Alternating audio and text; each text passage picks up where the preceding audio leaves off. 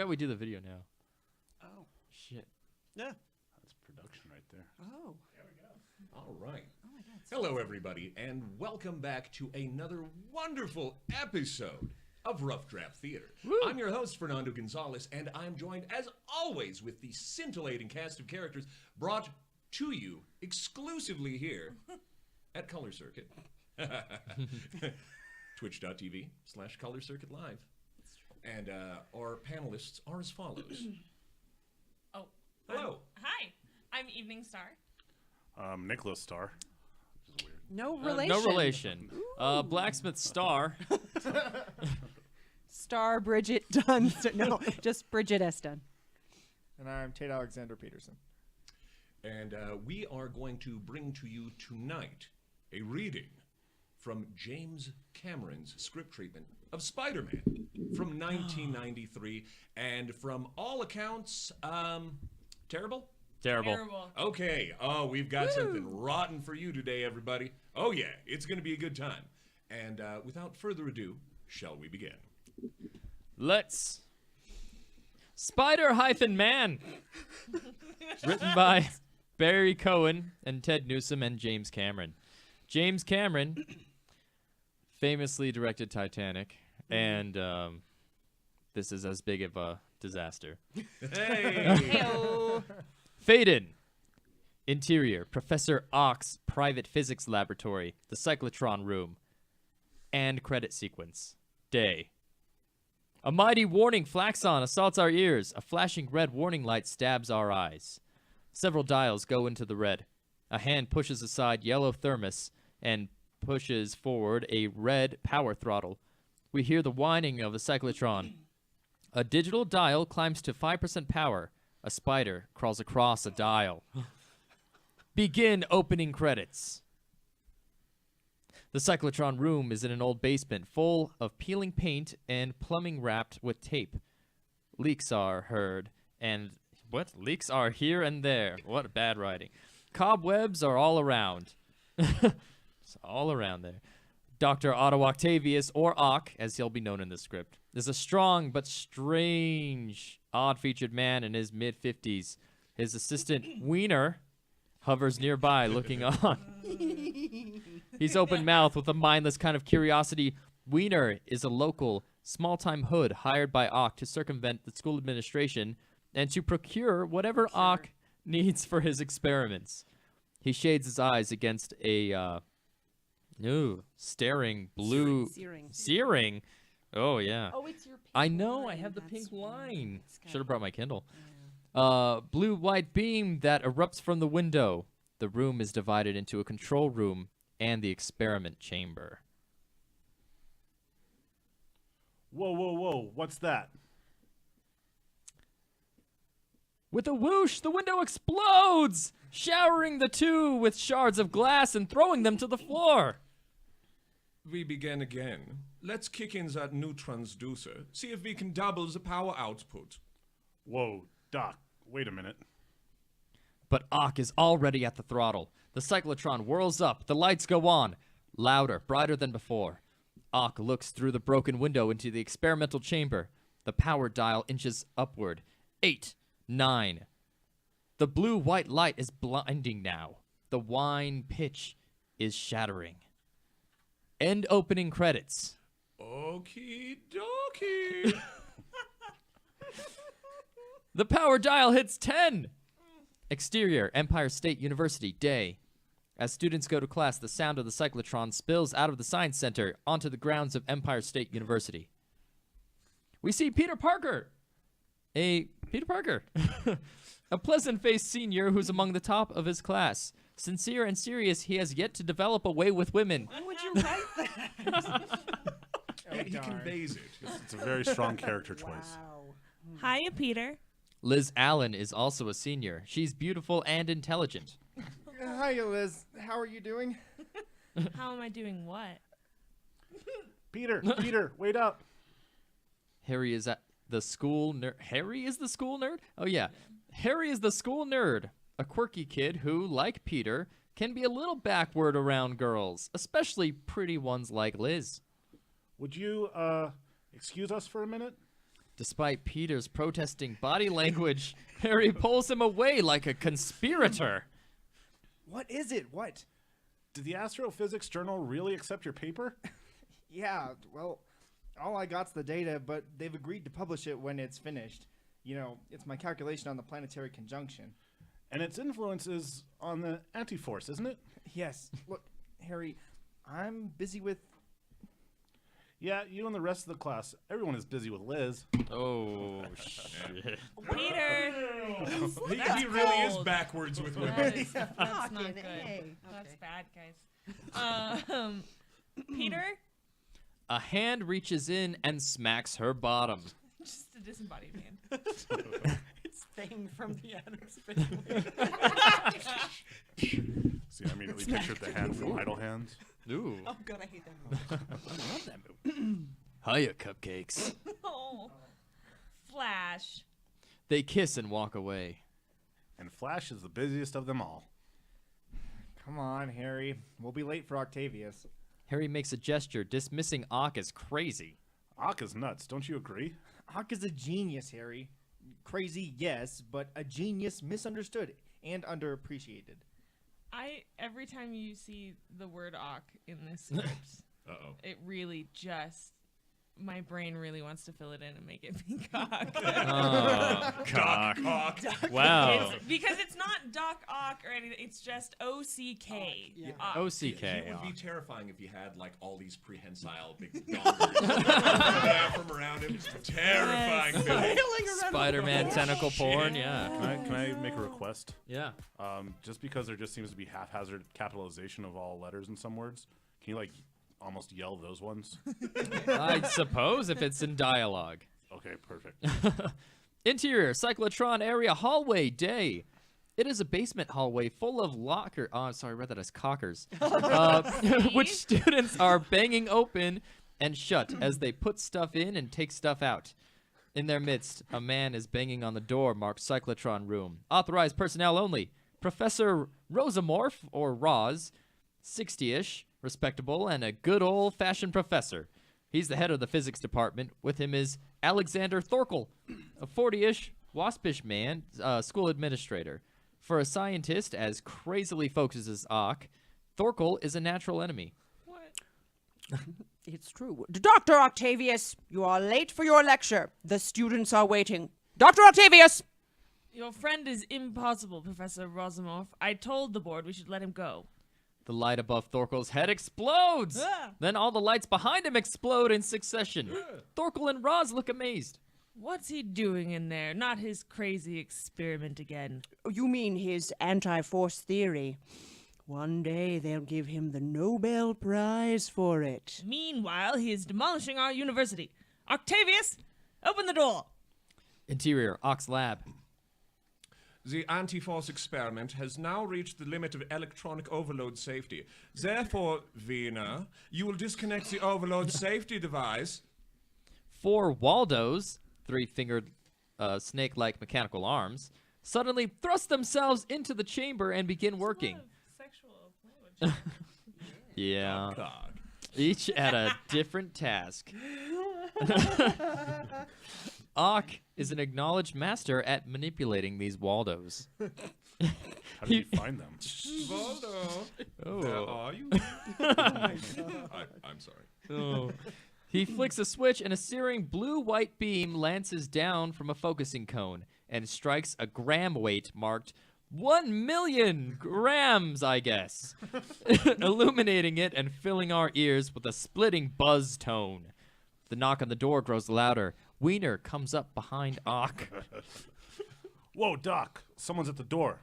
World-class scientific mind, and they stick me in the basement with this third-rate cyclotron. Insert. The dial marked relative gravity reads 1,000,000, but suddenly it snaps to 0.999999. Okie dokie. The weight begins to jiggle, and for an instant it appears to lift ever so slightly. Interior, college physics lab day. This is an enormous room, 100 lab tables. The yellowing smoke of 1,000 experiments hangs in the air. A huge American flag dominates the back wall. Peter, Harry, and Liz set up their tables. Flash reads the Daily Bugle sports section.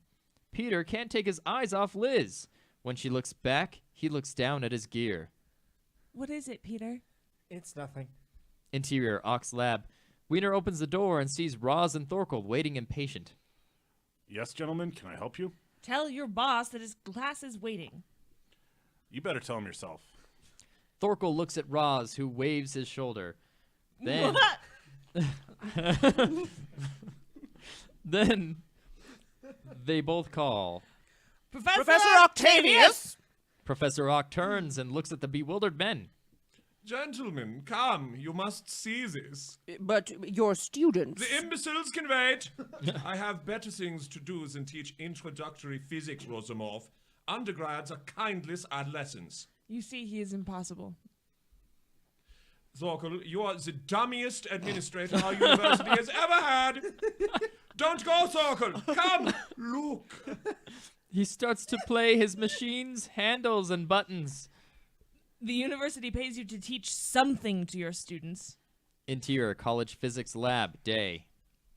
Well, do you mean nothing, or do you mean something but you won't tell me what it is? I mean, plain nothing. Well, I guess that's about as nothing as you can get. Plain nothing. Liz, Ah, it is something. no. Look, Oh. The equipment on her table is starting to vibrate. They look at it curiously. We hear the cyclotron's whine begin to build. Interior, cyclotron room, day. Everything is shaking like an earthquake. Roz and Thorkel seem to dance in their place, going crazy with anger and surprise. The whine is deafening. The light is blinding. Wiener has his eyes closed and his hands over his ears. I'm going for 20% power. No, don't do that. Ock, it's dangerous. Ock, I warn you. Wiener crosses himself. The console erupts in sparks. Interior, electrical conduit montage, day. A great montage. We follow the electrical overcharge as it crackles along the wires and cables inside the walls and floors. It is making its way up to the lab. Interior, lab, day. All the kids are now trying to hold on to their vibrating equipment. Yes, it's Oh. happening. It's happening. This is so great.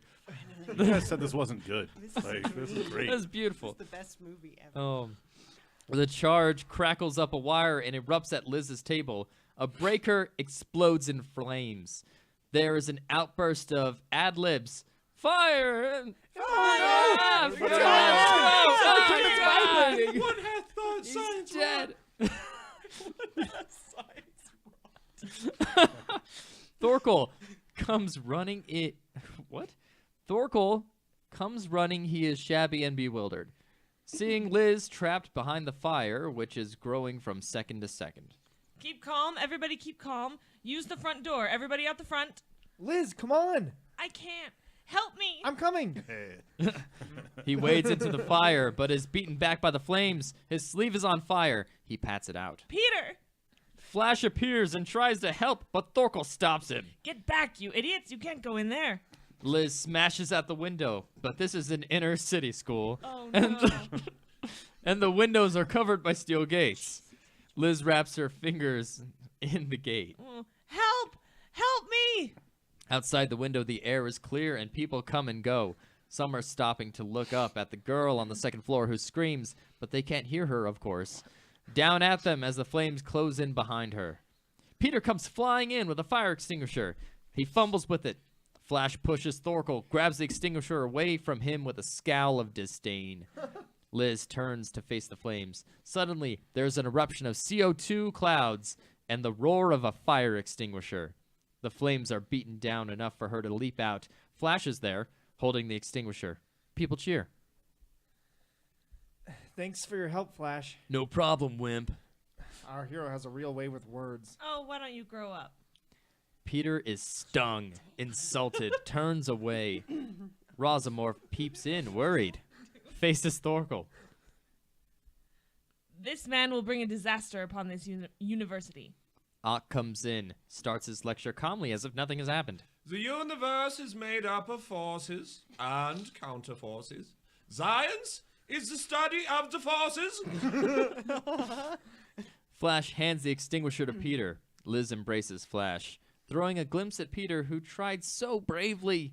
He looks away and turns the last of the extinguisher on the last of the fire. But I, Professor Otto Octavius, have devoted my life to the study of the counterforces. Good job, Peter. Thanks, Professor.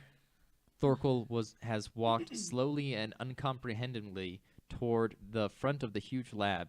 He simply cannot believe Ock's behavior. I don't believe it. I simply don't. Can we carry on, Mr. Thorkel? I don't believe. All right, carry on, Professor. Well, this week, my dear students, I have made a stunning breakthrough. Wait a minute. You've got fire forms to fill out, Dr. Octavius. I have no time for forms or administrators who persist in interrupting me, Mr. Thorkel. Thorkel steams out and bangs shut the door. I now believe it's possible that these counterforces can be collected the way the magnifying glass collects the sunlight and focused into a hard beam I call Vina! Wiener backs away from the blackboard to reveal a word that Ock has scrawled in large letters. It says, anti-force. I call it the anti-force! Ock is plugging a huge cable into a small lucite box with a silver ball inside it. This anti-force, once harnessed, is capable of undoing any natural force at which it is aimed. For instance, gravity! Liz scribbles down a note and mouths the word gravity. Then she turns to Peter. I'm sorry. It's all right. Ock is playing with his computer like the Phantom of the Opera at the organ.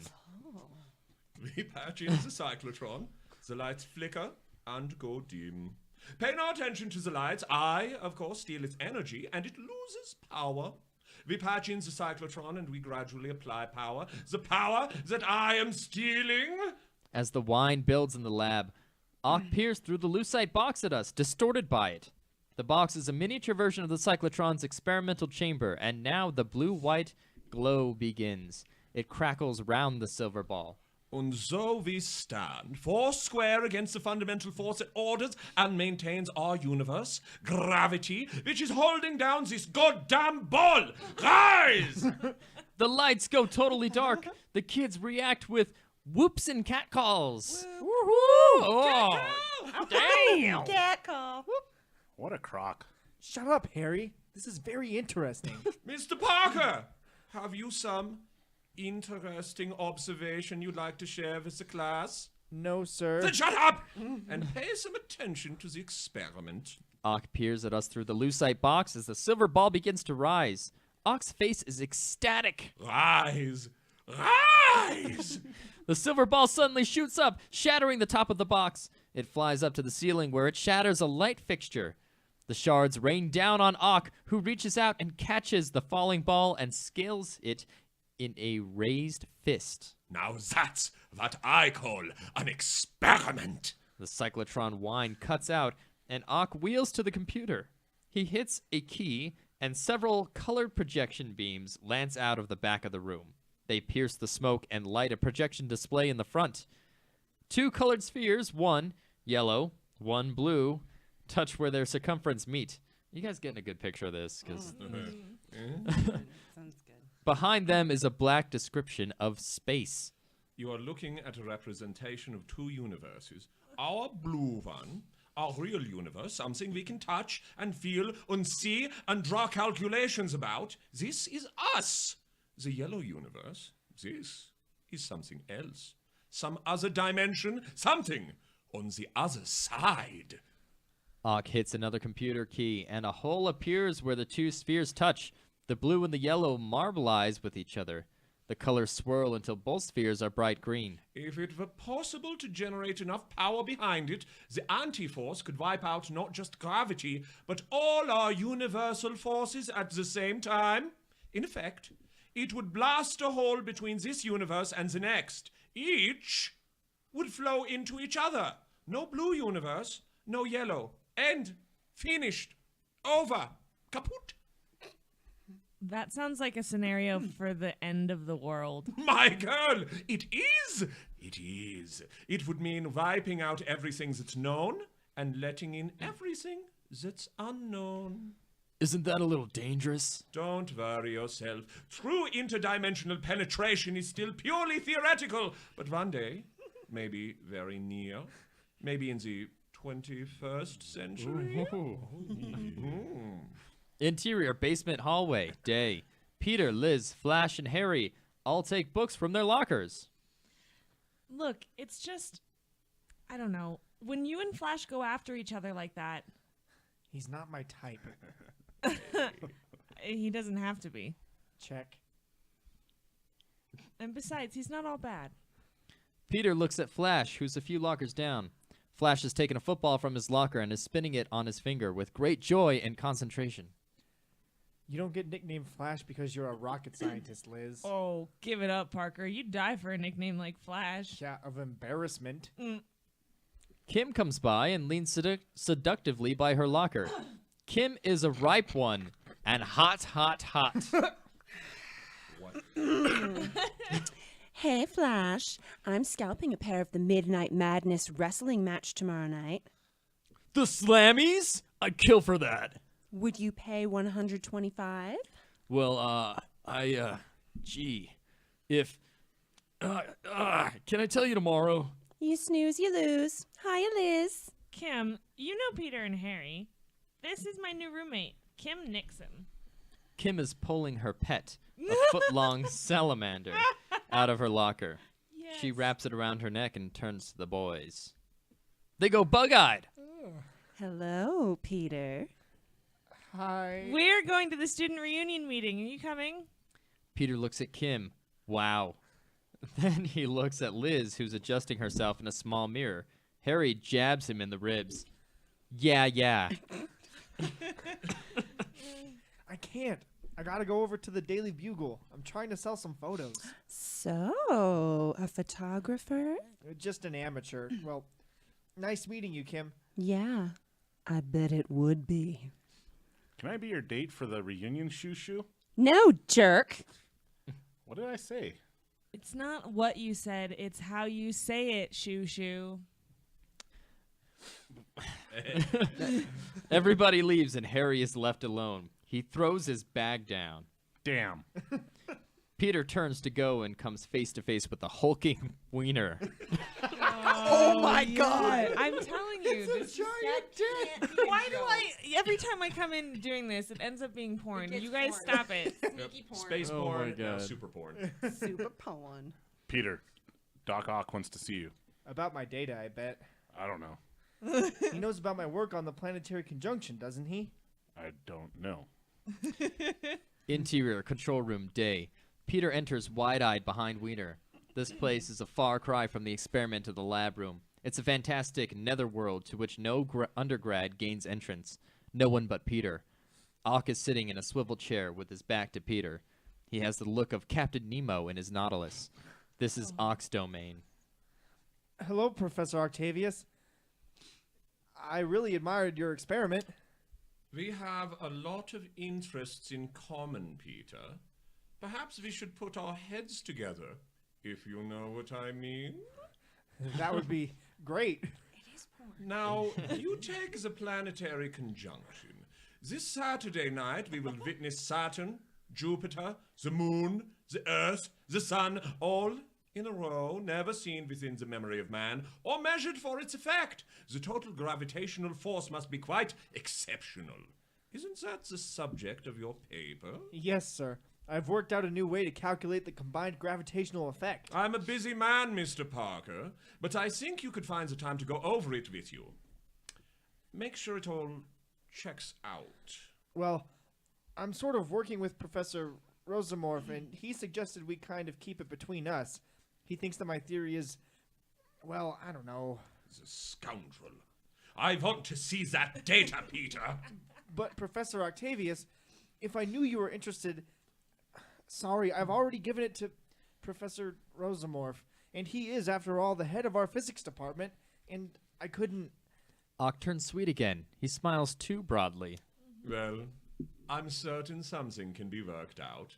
Run along, young man. Peter begins to leave. Just a minute.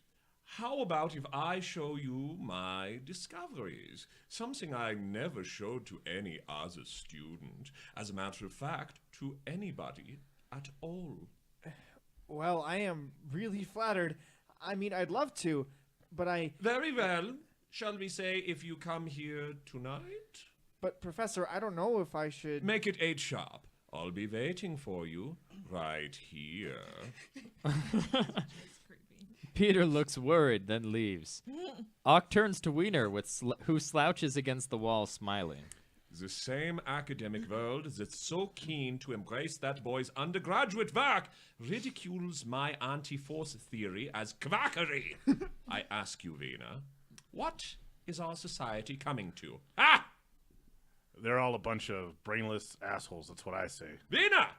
Go get me that boy's data. Cost you $50. Just get it. We'll negotiate your fee when you have the data. All right, Wiener? Exterior, Daily Bugle, day. Establish as Art Deco building, well beyond its prime. A sign says, The Daily Bugle. Peter enters the building. Garbage. Absolute 100% garbage. Interior, Jameson's office, day. Very 40s, very messy.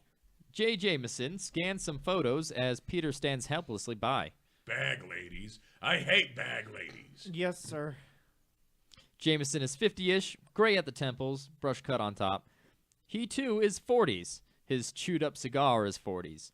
This guy is a hard case. Little kids. I hate little kids. This is a daily newspaper. We need news value photographs, not artsy-fartsy shit. Yes, sir. Jameson comes to a picture of a business-suited man with a mohawk. Peter smiles in anticipation. Kid, you want a pros assessment? Yes, sir. Your photos suck. Parker, my readers are morons. I gotta grab them by the eyes. Every time you press a button of that Nikon of yours, it costs you 55 cents. So the next time you're about to take the plunge, ask yourself, am I taking dog bites, man? Because if you are... I know. You want man bites dog. Parker, this is the postmodern 20th century. I want man eats dog. Get out! Amazing. Exterior, street, day. A seedy East Village walk-up. Peter takes his camera and takes various shots of a wino. All in. He climbs the stairs to his building, looks through the mail. He collects from a beaten-down mailbox. Rent, more bills, rent, electricity, bills. Interior, Peter's apartment, day. A one-room, shabby roof apartment. A chaos of books and papers. A photo enlarger and dark room baths in the kitchen pots. 8x10s tacked to the walls. A spare camera and lenses. Self-consciously wacky kitsch. Plastic dinosaurs, wind-up toys, a stuffed carp. An unmade bed and a 50s dinette set are the only furniture. A grimy skylight leads to the roof. It's not a pretty place, but it has personality. A voice from the kitchen. A shadow of an intruder is sneaking around. There's nothing in here worth stealing. That's the understatement of the year. Aunt May, you're trespassing. I was just so desperately bored. I thought I'd come over and make you dinner. I'm old enough to make my own. But I didn't feel like getting to know your roaches. I'll introduce you. Oh, and these foul chemicals in the pots? I take pictures, remember? Anyway, I've decided to kidnap you for dinner in Forest Hills. She grabs her coat, crosses back to Peter, and tugs on his shoulder. It's Friday night. Yes. Do you have a date? No. Then come on.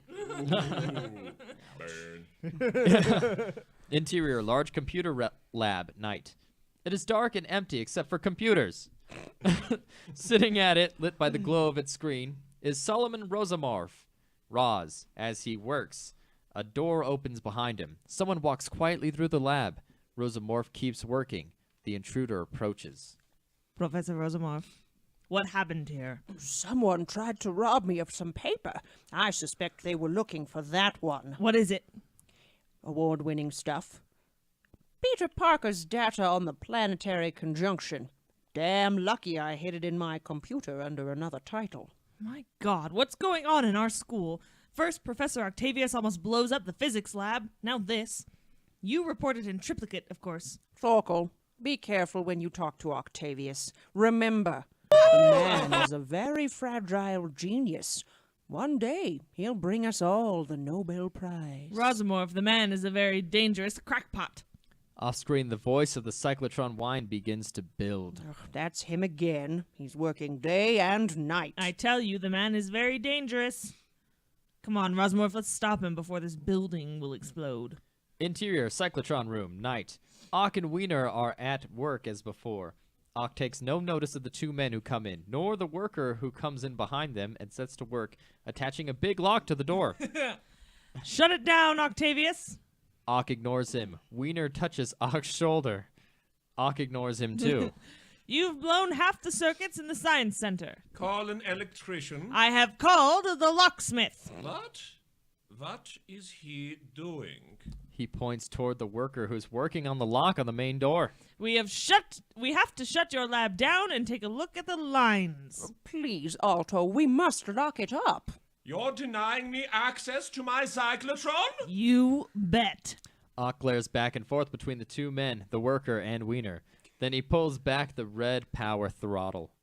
The wine descends. The Waldos pull back and dangle from their panel. The wine dies. Okie dokie. Just give me till tomorrow. I want to clean up my papers. Tomorrow, you can have this room. Oh, well, Thorkel, a few more hours won't make a difference. I hope. He signals to the worker to stop. Interior, apartment of Aunt May and Uncle Ben, night. The New York Mets are playing baseball on TV.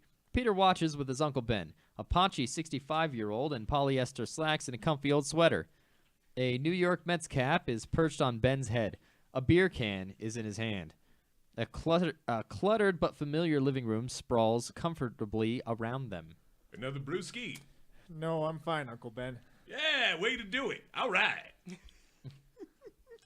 You don't follow the Mets like you used to, do you, Pete? No, not so much anymore. Funny. When your mom and dad passed away, I had this idea. I wanted you to be the best baseball player that ever was. Jeez, whatever happened to that? Little League. Yeah, Babe Ruth, you wasn't. Aunt May enters. It's on the table. Turn off the TV. Ben nods, rises sluggishly and slowly, and turns the sound off only. Peter moves toward his aunt in the doorway. How's that girl you told us about, Peter? Liz? She's great, but she has a boyfriend. Interior, the dining room, night. Peter passes Aunt May and takes his seat.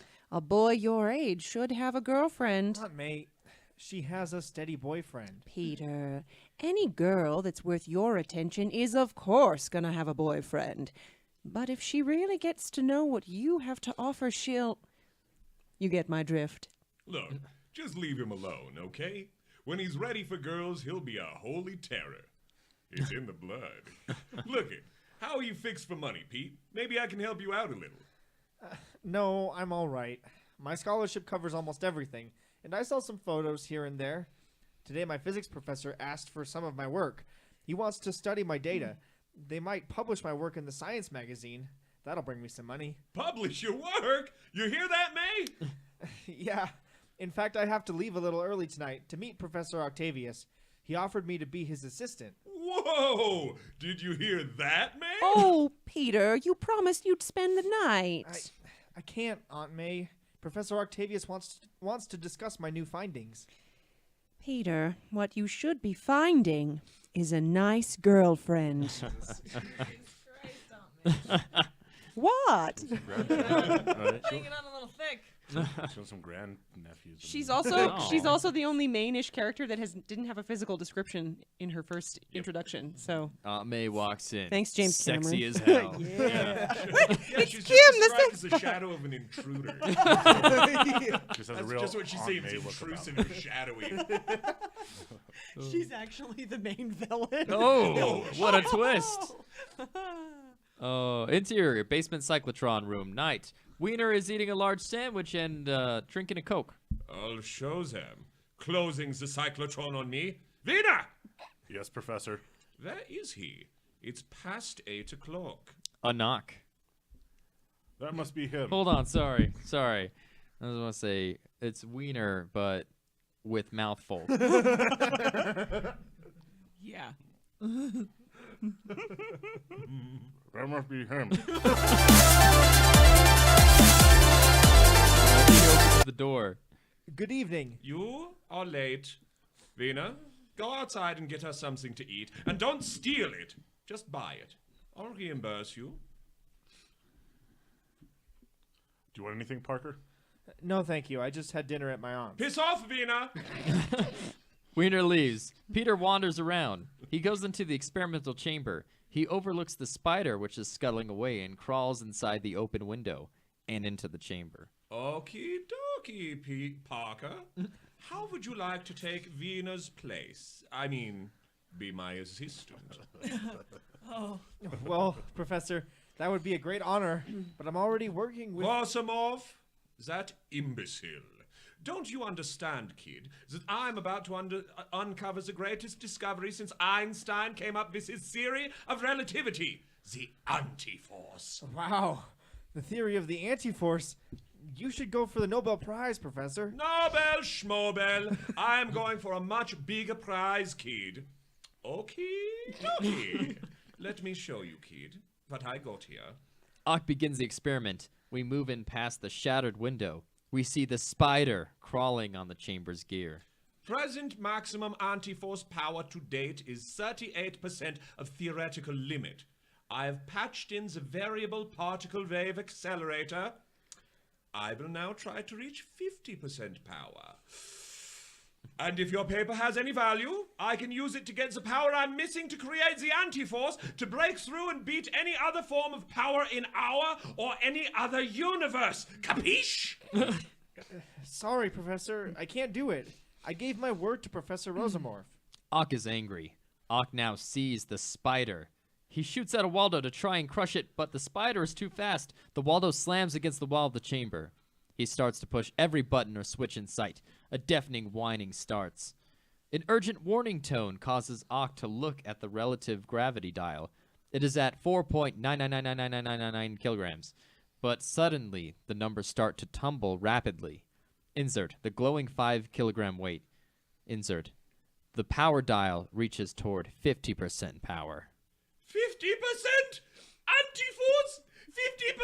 50%? That's all I'm missing. Parker, we can be rich together. Sorry, I'd better go now. You'll be sorry, Parker. Peter leaves. Another urgent warning tone causes Ock to look at the monitor on screen. On it, flashing red, is the word overload. Ock pushes the red power throttle forward. The whine increases to a pulse and throb. Interior, experimental chamber, night. Incredibly lit. The spider is dropping on its shimmering web strand down toward the 5-kilogram weight, which now glows in time with a throb and pulse. Interior, the control room, night. The monitor is flashing maximum overload. Shut down. Ock continues with the experiment, and then he sees the spider. You! Get out of there, you creeping... He tries to shove the spider with his hand. Interior, experimental chamber, night. Through the blue-white, we can barely make out Ock in the other side of the shattered window. He sends 2 Waldos after the spider. The spider evades him and jumps into the professor's back. It then climbs onto the professor's neck and bites him. No!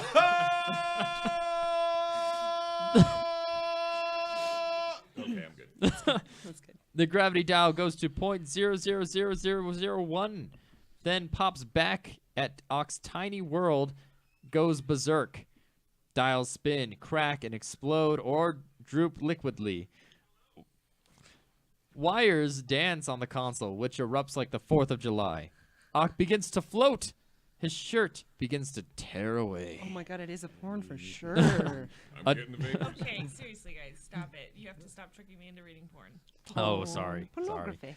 A dial floats by with its pulled wires undulating like a Medusa. Waldos smash through the walls and flail like snakes. Ock's yellow thermos distorts and explodes. Ock, his hair wild, face locked in a multi-G grimace. Yeah. Is pinned halfway up a wall that is showering the room with sparks. It's an energy storm! Okie! Dokie! We see clearly the spider still stuck to his neck. The big beast buffets and shakes. Tubes, junctions, valves, and whatnot fall off, crashing to the floor where they twitch and writhe with a life of their own. Then an enormous explosion rips a large hole in the cyclotron's side, sending debris and 100 microstreams of electronic particles lancing in our direction. Interior basement hallway night. Ultimate weirdness! Yay! The pulsing blue-white light penetrates first the door of the cyclotron room and then the very walls. Lockers bang, lamps pop, the ceiling sags in a surreal rubbery way. The walls sag too, the cyclotron signs pivot and embeds itself in a wall. A ladder sinks in the wall. The blue-white light dances wildly about and pulses, then suddenly it stops. Dead silence. Wiener comes running in, holding a double-decker sandwich and a large bottle of Pepsi. Wiener enters Ox Lab singing, not at first, noticing what's going on. Not at first noticing what's going on. Suddenly, he stops dead. Interior cyclotron room night. A scene out of Dali's surrealistic canvas. There are things inside the other things. Dials look like Dali watches. This place has been rippled to the max. Ock lays face up, unconscious on the floor, a Waldo across his chest. The spider is weaving its web. Camera slowly down to see Ock. Pipes and wires are stuck to his body. The Waldo seems to be wrapping him. He wakes up to see those mechanical arms buried in his body. They weave around him as if they're looking for prey. He tries to tear them out, but they seem to be a part of his own body, like his other limbs. He screams! Suddenly, Wiener sees Ock. Professor, what happened to you? What did you do? Suddenly, one of the Waldos hits him so strongly that he flies back and out through the door to the corridor. Interior basement hallway night. Oh my God, what happened here? He hears the police sirens approaching. He runs away. I better get out of here. Exterior, the Empire University night. The long scream segues to a police siren. A cop car pulls to a halt in front of the college. Many NYPD cars are already there, along with the nuclear regulatory van, some ambulances, a van from the Environmental Protection Agency, and 2 TV vans. Roz runs across the lawn. Police struggle to hold back the crowd of press, students, and general gawkers. Jay Jameson pushes to the front of the mob in time to see 2 cops hustle a bugle photographer back into it. The man shakes his head. Jameson throws down his cigar, stomps it, and pulls out a fresh one. Thorkel arrives to address the crowd. There is no danger. Please go back to your dorms. I repeat, there is no danger. Spill it out, Professor. The public wants to know. The crowd closes on Thorkel. Who are you? Jameson, Daily Bugle, chief editor. Now, what really happened here? There will be a press announcement in the morning, Mr. Jameson. Now, if you'll excuse me. This elicits a flood of ad-libs. Meltdown? Genetic engineering? I'm so scared. Let's make it, yeah. I have nothing to say. There will be an announcement. Now, please go home. Everybody, we must clear the grounds. In the back of the crowd are Peter, Harry, Liz, Flash, and Kim. You think they'll cancel classes? They must. The whole building must be contaminated with some kind of poisonous gas. How about nuclear contaminations? My God. Let's beat it. But nobody moves. Could anyone be in there, Peter? I don't know. Maybe Professor Octavius? He usually works late. That nut. I bet it was all his doing. Hey, Parker. Peter Parker. Mr. Jameson, what are you doing here? What's going on? That's for them to know and for you to find out. But, sir, they wouldn't tell us. You heard Thorkel. He said... A press announcement tomorrow. But we must know tonight, Parker. This is your university, right? Yes, but... You got your camera? Sure, but I can't... $100 says you can. Yes, sir. Get inside and get pictures. $50. You just said 100. 70. But I want blood and gore. See you guys. He dances off. Flash shakes his head in dismay at this guy. Where is he? Oh, that's you. I'm sorry. Thanks. Where is he going? To make $50. Exterior, Science Center. Night. Peter approaches the cyclotron fence, keeping low and out of sight. He leaps it like a skirmisher, but fails ignominiously. I hate that word. In a heap. He's torn his pants and cut his leg. He moves to the side of the building. The dumpster sits next to a fire door. It's locked. As Peter mulls over his next move, the lock clicks and the door slowly opens. Peter leaps on the dumpster and falls in. Interior dumpster. Night. Peter lays in the garbage.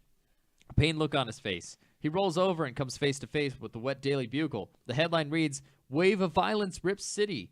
He pulls himself up and peers out. He sees a uniformed guard hold the door open with 3 men in radiation suits who remove some weirdly fused objects. When they let the door swing closed, Peter stops it and inserting the newspaper in the top. Exterior fire door. Night.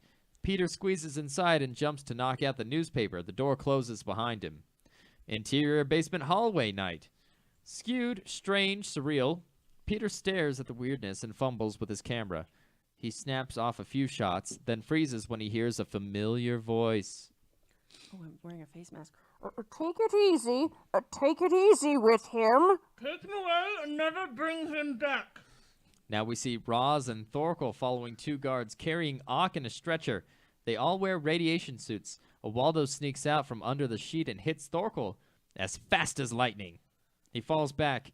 He's covered with a sheet and attached to life support equipment. That was quick. Octavius moans. What was that? What was what? What hit me? What hit you? I don't know. It was so fast. You're going to be fine, Otto. Peter gets off a shot and ducks into the men's room, leaving the door ajar for a peek. A Waldo slips down from the sheet. Peter's eyes go wide at the sight. What in the hell has happened here? Interior, men's room. Night. The urinals are twisted in bizarre shapes. Pipes are exposed and spout water. The mirrors look like something out of a funhouse. Peter hears the stretcher go by. Peter goes to the door of Ock's lab and cracks it. Pan up to the spider, glowing softly, dangling from the shimmering strand above Peter. As Peter looks out at the stretcher, the spider drops onto his neck. He reacts by swatting it away. Bad move. The glowing spider now squats malevolently on the back of Peter's hand. He stares at it transfixed. It bites. Ow! Peter throws the spider to the ripply tile floor where it scuttles unsteadily out the door. Because it's drunk. Ooh. Sweat starts to bead on Peter's face. He shakes his head to clear it. His vision becomes uncertain. He lurches against a weird sink. Weird sink. That's my band name. Weird sink. Peter's POV is not just uncertain, not just fuzzy, not just moving in and out anamorphically. It's all of that. Wow. Hey, what are you doing in here, kid? Peter turns out to see a uniformed guard, distorted by his crazy vision. I feel a little funny. Oh, yeah? Well, I ain't laughing. Get out. Just get out of here. Just get out. Exterior fire door. Night. It bangs open. The guard throws Peter out and throws back his backpack at him. You get yourself over to the police lines. Right. Police lines. Ultra Woos. Ultra woos. That's my other band's name. I have two. Weird sink and This is ultra such a woos. 90s script. Like you it expect somebody is. to come by and just do a sweet trick on a skateboard. Any second. Have a Capri Sun. Exterior, university, night. Peter melds into the crowd. As in a dream, Jameson appears at his side. Okay, Scoop, what do you got? I got pictures of the professor in there. It's so strange in there. So bizarre. Good job, kid. Bizarre is what we need. Pick this up in the morning. There'll be 2 crisp 20s tucked inside. He hurries off. Peter peers after him, and all of a sudden his vision corrects to a perfect focus. The sweat is gone. He's okay. He makes his way through the crowd to the street. We track with Peter as the maddening throng recedes behind him. He turns a corner. He hears a siren. An ambulance screeches around the corner. It nearly hits Peter, who leaps to avoid it. Exterior, brick building, night. Peter's cheek is pressed against the brick. He opens his eyes and sees that he's hanging onto the side of the building like a spider. What? And he's 3 stories up. By the way. He looks down and sees the street 30 feet below him, and the ambulance which he jumped over is driving away. He tries a downward step, but a brick dislodges and crashes to the sidewalk. He takes an upward step and then another. Tentatively at first, and then with growing confidence, he crawls to the roof of the building at the top. He gropes for a railing and slips. He dangles 8 stories above the street. Then, with a grunt, he vaults to the roof one-handed. Exterior, the roof, night. Peter is flat on his back, staring at the stars. He sits up and looks wonderingly at his hands. On the back of his right hand are 2 puncture wounds surrounded by a faint blue-white pulsing glow. The glow disappears. This is weird. My God, I feel so weird. He leaps to his feet. He flexes, feeling weird. Good weird. In fact, great weird. He tries a couple of jumping jacks, and on the 3rd jump, he soars into the air. Very weird. The great bespangled New York City on his backdrop as Peter jumps and turns and does loops in the air. With the agility and tactility of a spider, Peter leaps from the railing to a wall to a flagpole to another wall where he stands sideways and sticks. Very, very weird. Oh, I gotta do it this way, though. He leaps off the wall and lands at the edge of the roof. He looks down. No one's looking back. So he takes a step back and leaps the alley to the next roof. Exterior, rooftop shack, night. Peter lands on it. The next roof is 7 stories up and across the street. Peter bites his lip. Well, what the hell? Exterior, the taller building, night. Backlit by a full moon, Peter somersaults to the roof of the taller building and misses the top. He sticks to the brick facade. Upside down! He laughs with the moment. A window opens below him, and a pretty blonde in a towel sticks her head out. She looks this way and that, and all she sees is a man in a loud sport coat down the street. Never thinking to look up, she withdraws into the room. Exterior, Chelsea Street, night. The man in the loud sport coat leans against a lamppost and lights a cigarette with a beat-up, silver-plated lighter. In the lighter, he sees a reflection of Peter leaping off the taller building. He snaps around and looks up in the time to see Peter make it to the next facade. Exterior, rooftop montage, night. We never get water for these things. With the uptown skyline behind him, Peter casts caution to the wind and leaps from rooftop to rooftop. Watching from the street, the man in the loud sport coat follows Peter's progress. Peter leaps to the brownstone and lands amid the wash. He leaps up to the tenement and lands on the billboard across which he does a bug crawl and leaps again. He touches down on a pigeon coop and bounds up and out of frame again. The coop owner, a Latino in his undershirt and a Yankees cap, comes running out of the coop. He's so surprised that he leaves the door open and 20 white mourning doves fly away in a furious flapping. Free at last! The Latino lets out a stream of Hispanic expletives, complete with all the appropriately obscene gestures. Nice one. Peter slides down a cable to a lamppost and swirls down the pole to a phone booth. Exterior phone booth night. Peter comes face to face with a man in a loud sport coat. He gives Peter his card. You're a kid who's going places, and I'm going to point you in the right way. Max Reese. Models, strip dancers, escort girls, blue movies. Sorry. Wrong card. Max Reese, talent management. It's a big outfit. Got a lot of departments. Yeah, well, why did you approach me? I'm not. Oh, yes, you are. Very talented. The 3 questions of show business success. 1, do you think you possess a unique talent? Well. 2, what are you gonna do with it? Well, I don't know. 3, how much money you got in your pocket? 10. You invest half of that with me, and I'll make you a star. What are you talking about? I'm talking about fame. I'm talking about fortune. I'm talking about the chance of a lifetime. How'd you like to be on MTV tomorrow night? MTV? Me? Really? Taxi! It screeches to a stop. Hey, Kid, tomorrow night, same place, same time. how do you know I'll show up? As the taxi roars off, Because you want to be a star. Everybody does. Peter pulls out a quarter and enters a phone booth. He dials. Hello, Aunt May? Peter, what time is it? Are you all right? Well, no. I mean, yeah, I'm fine. But listen, Auntie, the craziest thing happened to me tonight. Interior, phone booth, Aunt May's bedroom, night. As Uncle Ben stirs fitfully. Oh, wait, I have to say this lovingly. Does this have to do with a certain girl we talked about at dinner? No, look. There was this radioactive experiment.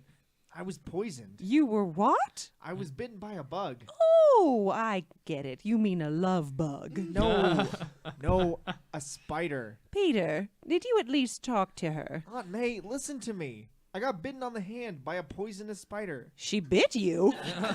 No, I was in the bathroom. And Oh, you did it in the bathroom? Peter, this is craziness. Why don't you use your bed? You're up all night. You're in the radioactive labs. You never take time to eat or sleep. Am I right? Yes, Aunt May. Interior, phone booth, night. Did you eat something today? Yes, Aunt May. Okay, Peter, go back to bed and remember, we love you. And I love you too, Aunt May. And by the way, I got a mess of superpowers today. Exit booth. He bangs the phone booth. Sure do. Goes out and jumps lightly. Superpowers, you got to use them. Yeah. He jumps lightly onto the phone booth roof. Interior, hospital operating room, night. Ock is prepped for surgery. Gowned personnel hurry about with a feverish urgency. The chief surgeon checks the sensors attached to Ock's head. These seasoned professionals are astonished and frightened. Look at these brainwave readings. The mental activity is 10 times of any normal man. Wait, who's the brain man? Amazing. Brain man. Equipment malfunction? Hell yeah, his. My God, I thought I'd seen everything. Oh, sorry. I didn't see it. But this is beyond medicine. This is madness. Ock lays bare-chested, face up, all 4 Waldos splayed. He is a true cyborg. Part man, part machine. Part organic. Part molybdenum steel. Molybdenum? Yeah, there we go. Molybdenum. Yeah, you know, I'm a molybdenum. Plum bum. It is so freaky. Okay, let's stop yakking and get cracking. I want to go in at the upper thoracic? Yeah. I want to go into the upper thoracic. Then we'll work our way around. Hang in there, man. Insert the Waldo nearest the slap. The Waldo nearest the slap moves ever so slightly. The triangular claw rotates a quarter turn and then turns back. The nurse sees it and screams. Nurse, number 7 scalpel. Arthroscope, stand by. Read out parameters in progress. Let's go in. You all right? Yes, of course. Everything's online. Scalpel. No, a larger one. The largest we have. She slaps a huge one onto his palm. Yeah. He takes a he takes a deep breath and goes to work. Masked heads gather round him. The scalpel is poised at the line where skin meets steel. He makes an incision. The instruments go crazy. Warning bells and buzzers sound. Kill the alarms! He's going off the chart. A Waldo flashes around the steel leg of the operating table and clanks tight. Mop. Sutures and clamps, hurry up. We're losing him. Defibrillate. A heart machine is rushed in. They work frantically. Zap him. Stabilizing alpha waves. Surgeon number 2 applies the cardiac shock pads. Interior hospital room, day. You have a visitor, Doctor. She leaves Ock and Thorkel alone. Octavius, I'm afraid I have bad news for you.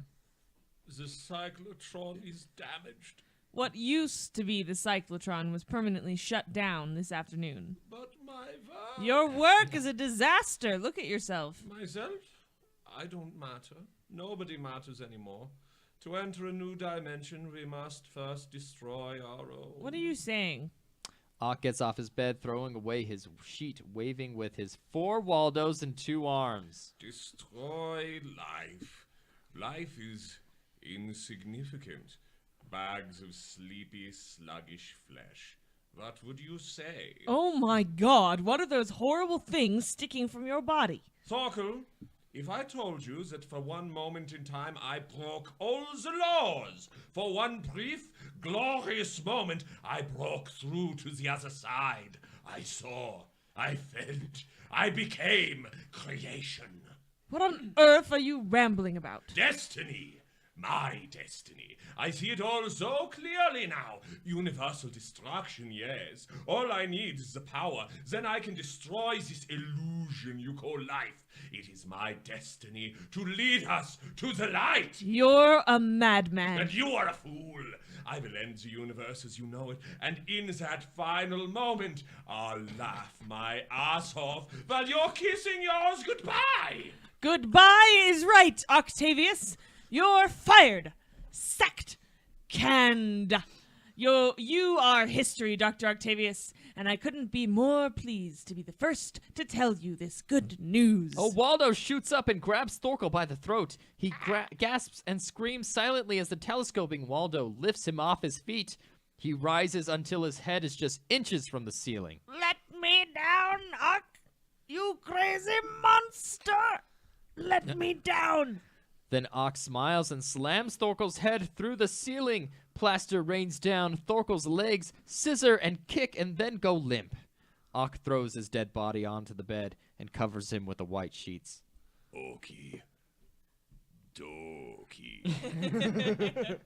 Interior taxi, night.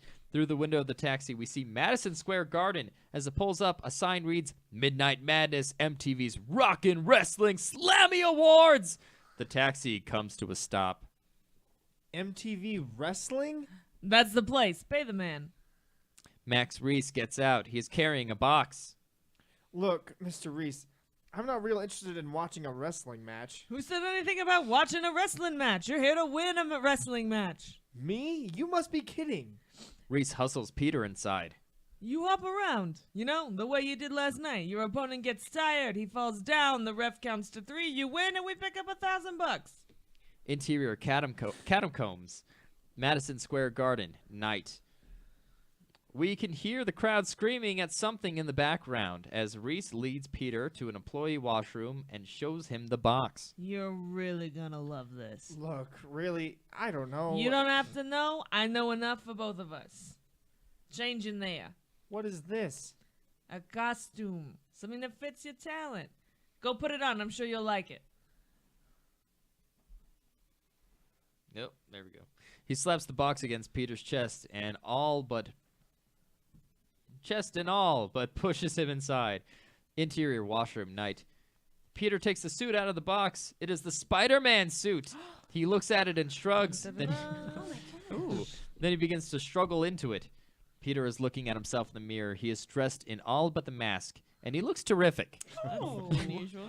He flexes. He smooths his hair. He's starting to get into it. Interior, the arena, night. Crusher Cole is destroying an opponent. Interior, the catacombs, night. Reese winces as the crowd cheers and boos. How does it look? I feel like it's Halloween. Cover your face with the mask. Why? Mystery, my friend. Nobody should know who you are. Interior, the ring, night. Crusher Cole is doing a big flexing number and the crowd is going wild. There are MTV cameras and signs and banners proclaiming the Slammies everywhere. And now, a new challenger for the $1,000 fight. weighing in at 150 pounds, from parts unknown, he is the amazing, mysterious, incredible Superman! No, not Superman. Spider-Man. Spider-Man. Spider-Man! The crowd boos the slender newcomer who climbs awkwardly through the ropes. Rock music blares. Twin redheads in red bikinis ring a bell. Crusher Cole and Spider-Man circle. Cole is twice Spidey's size. Spidey spots a TV camera for the first time. He momentarily freezes. Crusher sneers. The Crusher sneer. Then he charges. With the agility of a spider, Spidey leaps out of the way. Crusher comes back at him. Spidey leaps again. Bigger. The acrobatics get more and more dramatic as Crusher Cole works himself up into a theatrical rage. Taunts erupt from the crowd. Oh, kill the sucker, Crusher! Spidey, really getting into it, begins playing for the cameras. What's the matter, Crusher? Can't you crush that bug? Okay, Webface, this is it. He misses Spidey again. Hey, Crusher, you need an insecticide.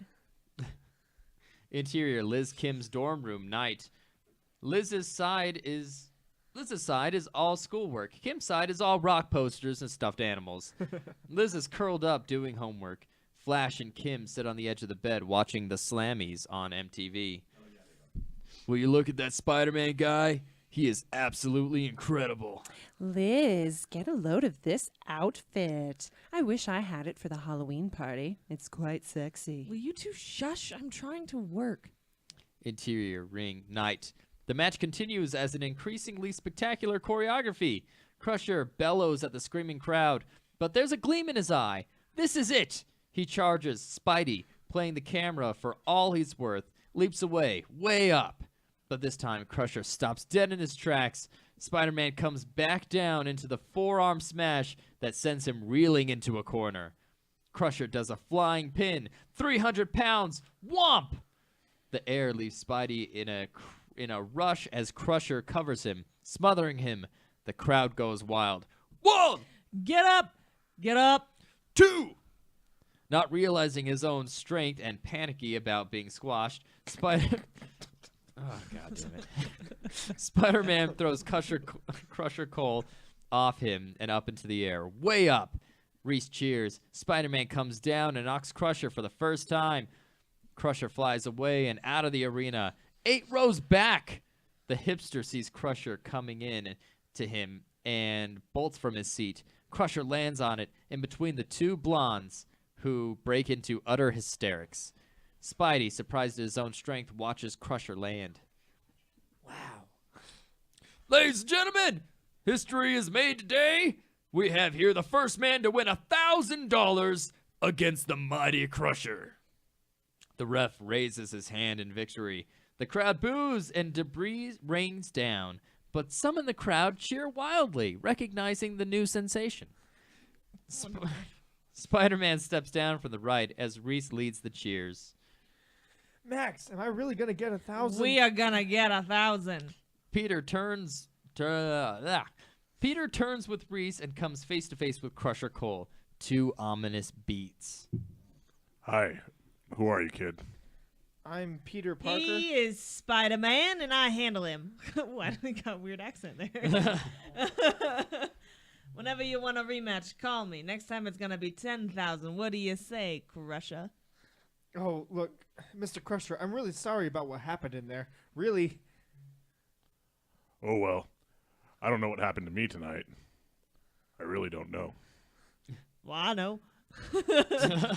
You lost. Big man, you lost to the amazing Spider-Man. Exterior city street, near a hospital. Day. We are tied on a New York journey truck. On its side banner is a picture of Spider-Man's face. Headline, who is he? Mega smash hits MTV. The truck pulls away and we see Peter, Liz, Harry, and Kim standing on the sidewalk waiting to cross. Peter is rocking on his heels and smirking. You know who that is? Yeah, he's some clown we saw on TV last night. Boy, does Flash think he's hot. He does? I love wrestling. Wrestling's all bluff. Do you really believe this little guy in a stupid Spider-Man suit beat the Crusher? Hey, we better rush. Visiting hours are going to be over soon. Interior hospital corridor and room. Day. The nurse leads Peter and Liz and Harry into the room. Dr. Octavius, you have visitors. Dr. Octavius? We hold for a beat. When Liz takes a step forward to look around, we expect the worst, but nothing grabs her. Peter sees a pile of plaster on the floor. He looks up and sees the hole in the ceiling. Liz and Harry look up too. Ock is not there. Ock is not here. My God, what happened? I'd better call the doctor. You better call the police. Kim screams. Interior corridor to Ock's lab. Day. Ock hiding his Waldos under a white hospital robe. He stalls until he reaches the door. Then one of his Waldos peek out and snaps open the new locks on the door. Interior control room. Night. Ock in a white hospital robe walks through the surreal debris. Two Waldos reach out and sense the ripples in opposite walls. He runs a hand through his hair. What a wreck. What a useless, wasted wreck. Okie dokie. We rebuild you, my damaged darling. Bigger, better, hotter. A world-class super cyclotron. He hears a noise behind him and reacts, and here comes Wiener. Bedraggled. I don't think that's a word. Shuffling through the control room door. He eyeballs the incredible wreckage. There you are, Doc. Where have you been? Whoa, this place is messed up. Ock turns. Waldo's writhing. Wiener sees him and kind of ducks, remembering how he was hit by them once. Whoa, Doc. You look a little messed up yourself. Where have you been, you imbecile? I went to the wrestling. Wrestling? I went after the kid. You still want that Parker guy's data, don't you? Well, did you get it? No, I followed him, but I lost him in the crowd. Lost him? You! I'll find him, Maestro. I promise. Soon. Maybe by tomorrow. So, how was the wrestling? Fantastic. There's this new wrestler, beat the mighty Crusher. You won't believe it. A nothing of a guy. Calls himself the stupid name, the amazing Spider-Man. Would you believe it? Spider-Man, huh? Well, maybe I'll just go and wrestle myself one of these days. With all my new arms, I'm sure I can beat Crusher or any other monster. Suddenly, Ock throws out his Waldos from under his long white coat, grabs Wiener, and lifts him into the air. Smiles cynically and with cruelty. Will I beat him, this Crusher? Will I beat him or not? No.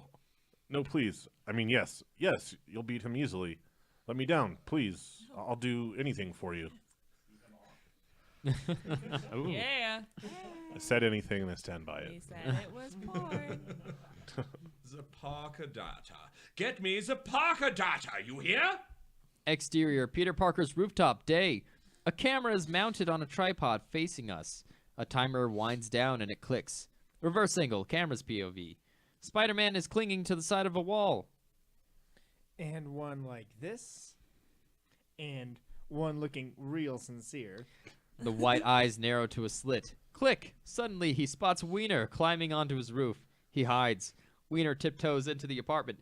Spider-Man jumps in and grabs him. What are you doing here? I'm looking for Peter Parker. Oh, yes. So why not use the front door? Spider-Man throws him back into the roof so that he almost slips over the edge. Wiener turns, facing Spider-Man. Hey, I know you. You do? I saw you crushing the Crusher. You like wrestling? Spider-Man jumps and reaches Wiener. Oh, yeah. I love it. You're the best wrestler I've ever seen. Please don't hurt me. Spider-Man picks up Wiener, throws him up to the antenna above the building, to which Wiener clings desperately. Spider-Man circles the antenna. Oh, please. Don't kill me. Please help me down. Of course I'll help you down. I am Spider-Man. The good guy, am I not? Yes. Yes, you are. Spider-Man jumps to the chimney, picks Wiener up in his arms, and whispers to him. By the way, Peter Parker does not live here anymore. Spider-Man jumps with Wiener in his arms to the edge of the roof. And tell the professor he can't have Peter's data. Goodbye. How does he know that? Spider-Man drops Wiener off the roof. 3 floors straight down into heavy bushes below. Interior, Electrodyne factory shop, day. A sign tells us so. A clerk is double-checking a long list of items Ock has ordered. Oh, there's a clerk. It's just formatted weird. Holy cow! Whoa, what are you building, fella? A cyclotron? Okay, let's see here. Page 3, we got 30,000 feet of 50-gauge copper coax, twin 550 XK transformers, cadmium accelerator rails, a half dozen, GBC relative multi-phase transducer, and 1 yellow thermos. That'll be $475,989.65. Clap it up. What about the money? Or do you pay by credit card? Cash. I'll be back soon.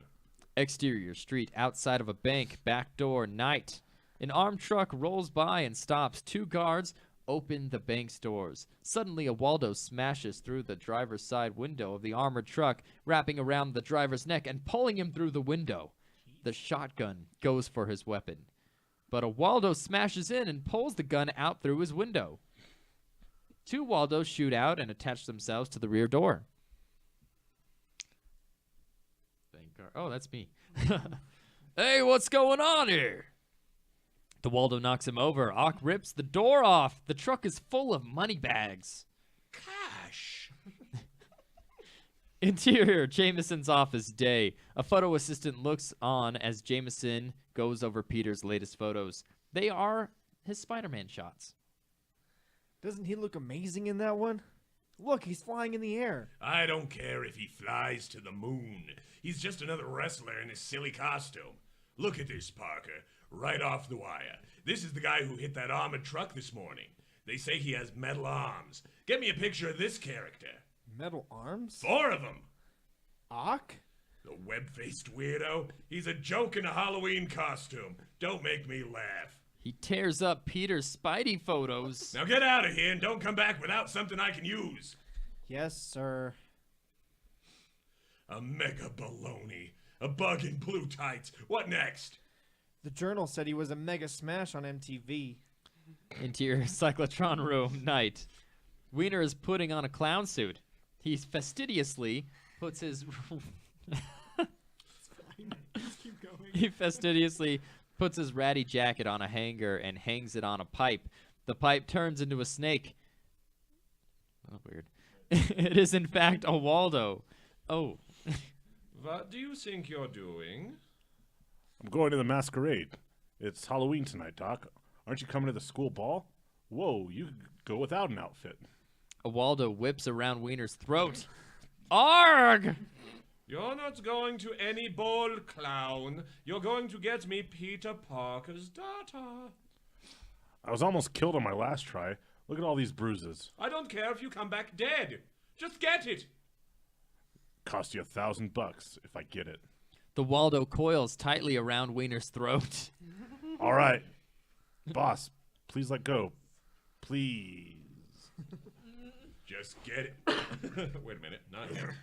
Just get it, Wiener. I'm running out of time.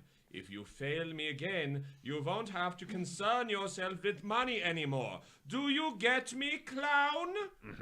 Wiener croaks his assent. Interior cafeteria, night. It is all dressed up for the party. Lights, streamers, glitter ball, the works. Harry is dressed up as a spaceman. Peter wears his regular clothes. You should have worn a costume. I told you to wear a costume. It's embarrassing. There's Liz. Liz is crossing the dance floor dressed as an Indian princess in a mini dress. Yeah. It's 1993, guys. A different time. It's a different time. Roz, dressed as a cowboy, ambles over. Howdy, partners. Hiya, Hi, Professor, Professor Rosamorph. Rosamorph. Any word on Dr. Octavius? Oh, shit. My screen turned. Well, nothing beyond what I read in the papers.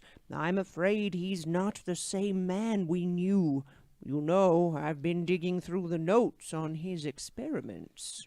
Peter follows Liz with his eyes. She takes a seat at a table next to Kim, who wears a harem girl outfit with the salamander around her neck. Next to Kim is Spider-Man! Peter's eyes go wide. You boys must have had an extraordinary classroom experience. Yes, sir.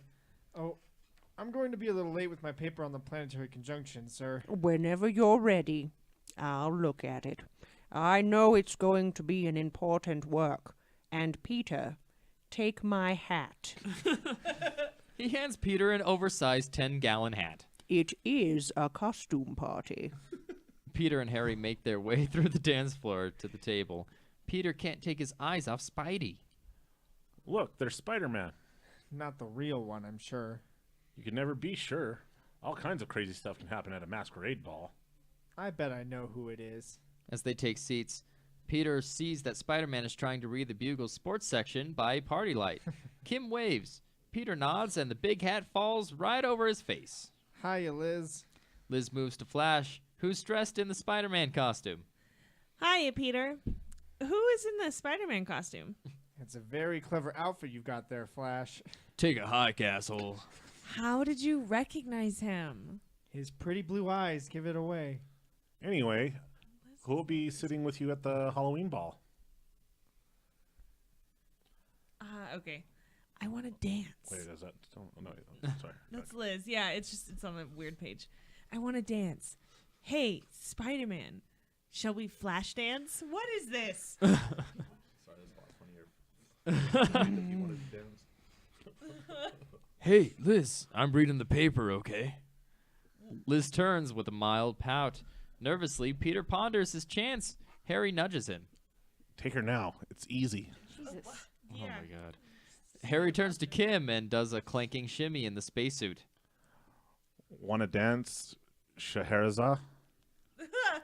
I'm pooped. I'm not. She reaches for Harry's hand. Holy jumping jelly beans. Will you look at these pictures of Spider-Man? Wow. Is this guy great or what? Liz looks. She shrugs. Then she shrieks. Ah! Hey, Peter, these are your pictures. Can't be. It says here, photos by Peter Parker. Peter reacts, then looks over Flash's other shoulder. Insert. There are 3 photos of Spider-Man in the paper. Peter blushes, smiling. You know this guy, Parker? Well, yeah, sort of. Wow. I'll give you anything if you introduce us. Will you grant me this dance? Liz joins him provocatively. Hey, Flashman, wanna dance? Well, why not?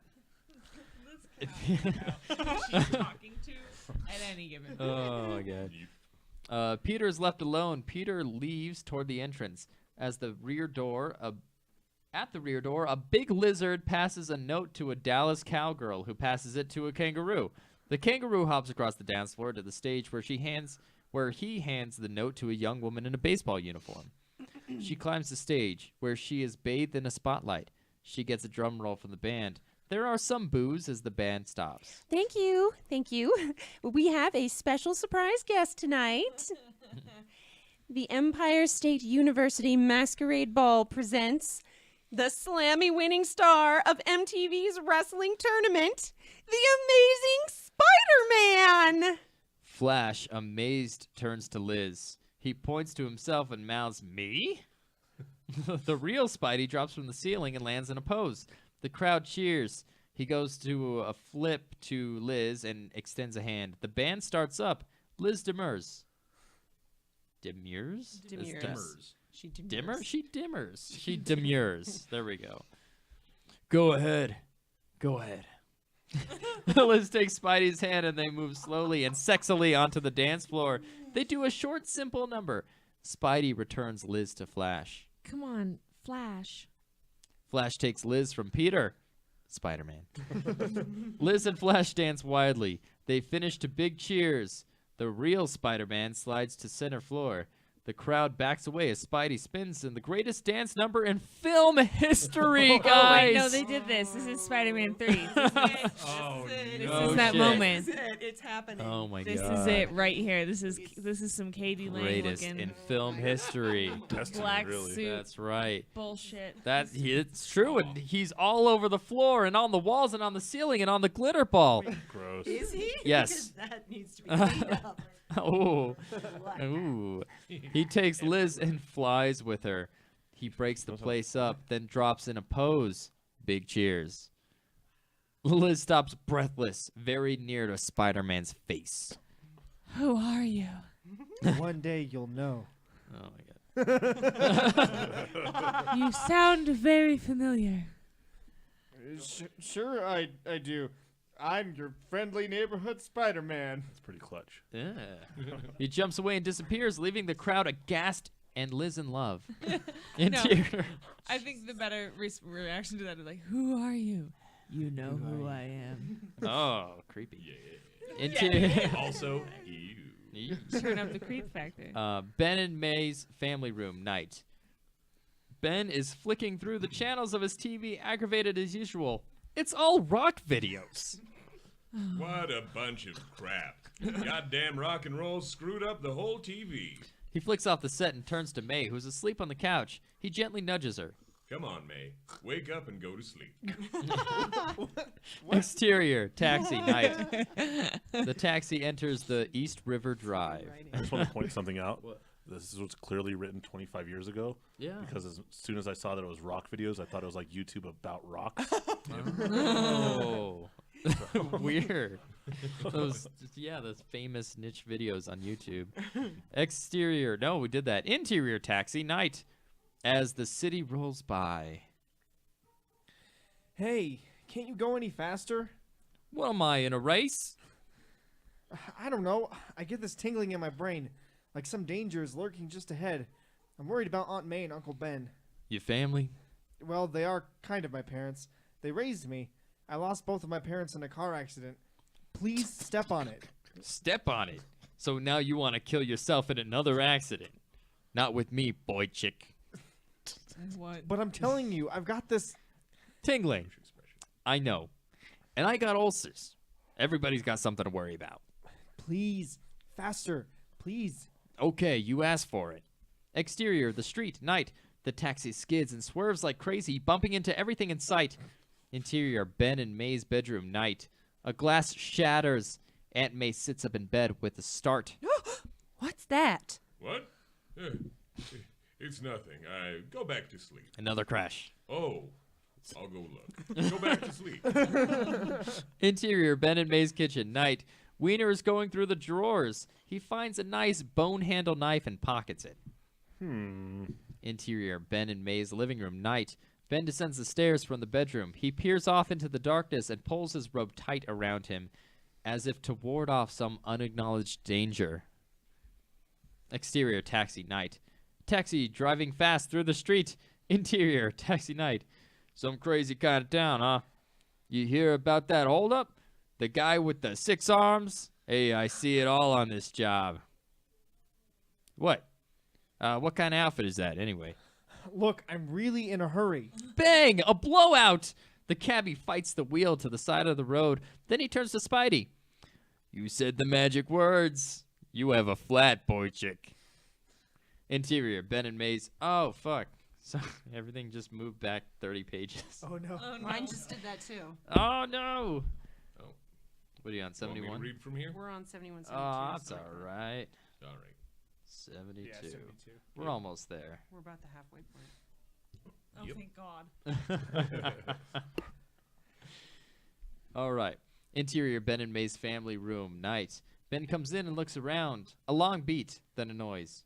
Mice. Interior, Ben and May's dining room, night. A very scared Wiener hides, eyes widening. Or eye widening. Oh, Wiener takes the bone handle knife from his pocket. It glints in the moonlight. He moves off. Interior, Ben and May's kitchen, night. Ben is looking for mice. He opens a closet, nothing. He shifts around, nothing. He moves off. Exterior, 59th Street Bridge, night. The cabbie slowly changes the tire. Fearing the worst, Spidey gets out, looking for a ride. A truck approaches. Spidey looks down at the cabbie and then at the truck. Hey! You want to hand me that lug wrench? He looks up to see Spidey go by, stuck on the side of the truck like a spider. Some crazy kind of town. Exterior, the truck, night. Spidey stares at the lettering on the side of the truck. It says, Victory Sporting Goods. Sporting goods. Interior, Ben and May's dining room, night.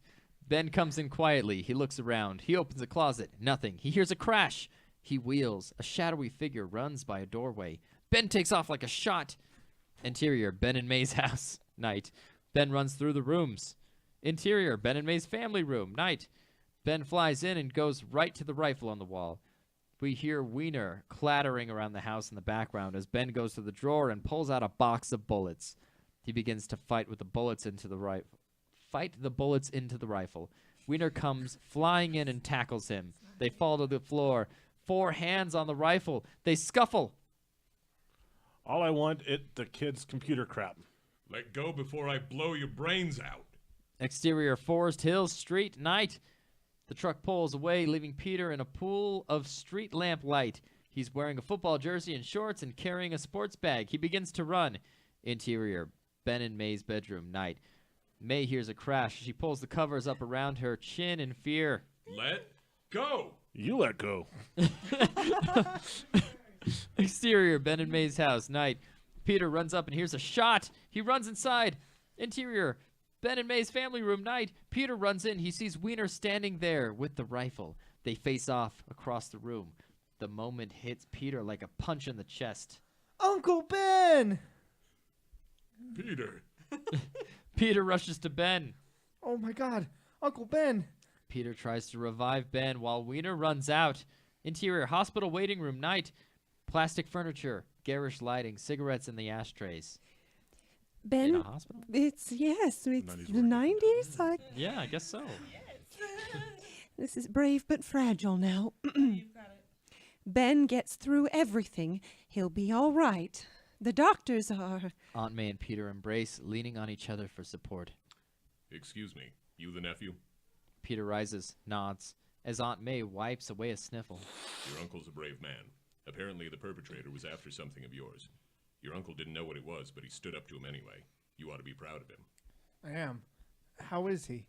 A grim-faced doctor walks slowly across the room to them. May stands up slowly. Ask the doctor. How's my husband doing? Is anyone the doctor?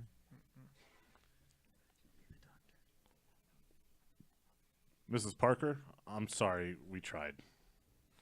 May collapses. Crash cart, stat. The detective pulls Peter gently away. The staff works on May. Let the medics handle it.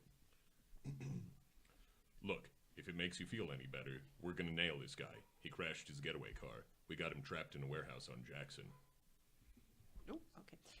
She's all right. She just fainted. We'll have to check her for symptoms of shock. If you want to wait, you can get some coffee on the 3rd floor. No, I think I want to go out for some fresh air. Exterior warehouse night. Cop cars, cops, searchlights playing their beams across the Acme Chemical Storage Building. Gunfire flashes from one of the windows. Exterior cop car night. Elite cops in baseball caps are plotting strategy. That place is loaded with solvents and chemicals. If we blast our way in, it's gonna go up like a Roman candle. We could go in through the 5th floor washroom. What's that up there? Throw a light on that. Cop number 1 directs the beam of the searchlight. Exterior warehouse wall night. Spider-Man is climbing it, trapped in the glare of the searchlight. He freezes. He's got a partner. Exterior cop car night. Every cop's weapon is trained upward at Spider-Man. We got an accomplice up there, and we got a clear shot. Do we have a go? That's a go. Exterior warehouse wall night. Gunshots erupt around Spider-Man and he skitters around to evade them. Interior the warehouse night. Thinking they're shooting at him, Wiener shoots back. In the corner of his eyes he sees Spider-Man at the side window. He aims his rifle and Spidey ducks out of the way. The frightened Wiener moves to the side of the window to blow Spidey away. He moves past the front windows as he is lit by the searchlights that play on his face darkly. Spidey leaps in front of the window and drops neatly behind Wiener, landing a pose. Say your prayers, Wiener. Wiener whips around and fires. Spidey leaps to avoid it and lands on the stack of paint cans. You ain't taking me, Spider-Man, whoever you are. Spidey gathers himself tighter. He leaps. A second gun burst comes in behind him. Several paint cans erupt in a cascade of color. Hey, creep. Wiener aims and fires several times. He is emptying his rifle. Spidey leaps away and lands on the top of the cask marked, "Caution, flammable solvent." Try again. The cask gives way and Spidey is plunged into the flammable solvent. Wiener smiles his stupid grin and takes aim. Spidey leaps out of the cask and sticks to the roof beam. He's sopping wet. His hand slips down the beam as the solvent works against his sticking power. He falls to the floor and scrambles behind some paint cans. Wiener, crazed, fires wildly. One of the cans explodes. Paint flows from it, burning. Spidey peeks out and sees a yellow river of flame creeping toward him. He sniffs his solvent-soaked outfit. He backs down a corridor of paint cans. The yellow fire follows, now joined by a river of blue fire from another can. They're different color temperature fires in different paint cans. Very odd. They're following the trail of solvent. He's tripping. He's trapped. This is your last chance, you two. Either you come out or we're coming in. Spidey's against the wall. Paint cans to his right and left, and a river of red flame joins the yellow and blue flames as they creep toward him. Weird. He climbs backward up the wall, face toward the blaze. The colored fires join and follow him up the wall. They're licking at his feet. Stay back. Whoa, stay back down there. Spidey is inches from being torched. He sees a pipe. He reaches out and grabs it. He swings out above the flames, but the pipe begins to bend. The pipe bends down, and then breaks. Spidey hangs precariously as water cascades out of the pipe and puts out the fire. Spidey drops down and rests his head on the hands to collect himself, then looks up. The gun is at his head. Stand up, you. Spidey stands. You have 30 seconds to come out. You're my ticket out of here. Give me that stupid mask. Spider-Man hesitates. Then he begins to raise the mask, but stops and shakes his head no. Then I'll take it myself. He reaches for the mask and Spider-Man flips him across the room. Wiener lands on the cargo net and becomes ensnared. Well, look what we've caught in our web. Oh my god. Don't hurt me, man. Please don't hurt me. You were gonna shoot me. Interior warehouse night. Cops are poised at the door. A signal. They crash inside. Interior warehouse paint room night. Hold your fire. Wiener is hanging from the ceiling in the cargo net. Get me out of this madhouse. He falls down, immediately encircled by the police officers. Spider-Man flies above their heads, crashing through the window, and disappears into the dark of the night. All right. Well, looks like that's about where we're at our, pardon me. Okay, don't die. A little bit past our halfway point here. But, yeah, there's still plenty left in the script for this absolutely god-awful treatment of Spider-Man, 1993. Yeah. But, yeah, looks like this is where we can wrap it up, right? Yeah. So, yeah. It's a good place. Yeah, this was, thus far, I hope you've had as good a time as we have, because, honestly, this was really bad. Oh, God. I don't know what you're talking It's about. nuts. Like, it's got a diverse cast of girls who are hot. Who are Yeah. Girls who are well-developed. hot and don't know there was what a men they're Latino talking in an to. undershirt who Yeah. curses Liz, Spanish. Yeah. Liz literally can't tell. Like, she doesn't know if she's talking Liz cannot to. tell the difference between Harry, Peter, or Flash. No. No. Yep. No, Kim just wants to bang everyone. Give me just Yep. Oh, anything. Kim. Aunt May is just a shadowy intruder. Well, she's trying to get Peter shadowily intruded. She's trying real hard. She's like, "Oh, you did it in the bathroom? Oh. That's wonderful, Peter." Yeah, I was like, wait, I'm sorry, did this just get extremely explicit? Yeah. Aunt May is I she's hope you- sex positive. I Just really wants some hope my grandnephews. nephew was banging one out. Oh. Good for you, dearest nephew. Oh, God. And don't forget to eat a sandwich. Yeah, it only gets weirder from here. Yeah. I'm a little disappointed, though. I have to admit that at no point did Doc Ock say, "Where's Waldo?" That's what I'm saying, because I said, Waldo. I wonder if he couldn't. Yeah, Why does because he- of rights, yeah. Why does he keep saying "okie dokie"? That's his catchphrase. Don't know, a but it's shitty perfect. catchphrase. It's Yeah. really bad. Like, I love how you're Okay, delivering it, though. Yep. Okay. Oh, and I tried to make everyone different just because, because it's so dumb. I did not read this before we started doing it. No, Okay. nor did No, I. neither did I. Well, It's more fun if you don't. That is basically the way that we do it here. And it's that's much why we more keep fun. getting surprised by porno films Yeah. because Yeah, we It's hot. none of us are checking in advance. You're just window. picking I'm not porns. checking. Oh no, I'm Yeah. checking. So Yeah. you know it's a porn. You just I was pleasantly surprised. I put in my input just so I was like, no, this is ridiculous. Yeah, you have to read this. kind of porn There ass. you I go. didn't. I just knew it was a bad script because there was some cracked video a long time Oh, ago, yeah. like Yeah. Obsessed with Pop Culture. Yeah, yeah, yeah. I think is Yeah. what I think it's Dan O'Brien talking about it, and they do their own reading of it, where they're yeah. like dressed up with the Oh, suede. And I wow. was like, if we can do that script, I'll be there. It really is too bad they're not doing that. That Crack's not doing videos anymore. But Yeah.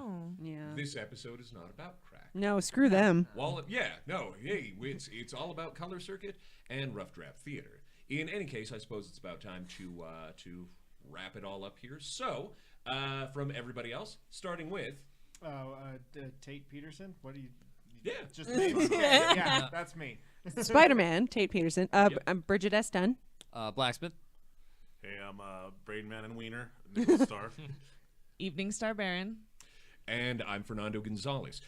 Please make sure to join us next time. Same Spider time, same Spider channel. But Same 2 pla- weeks. That's Yeah. right. Same next place. time, 2 weeks from now, Same right here time. at twitch.tv/Color Circuit Live. We'll see you next time.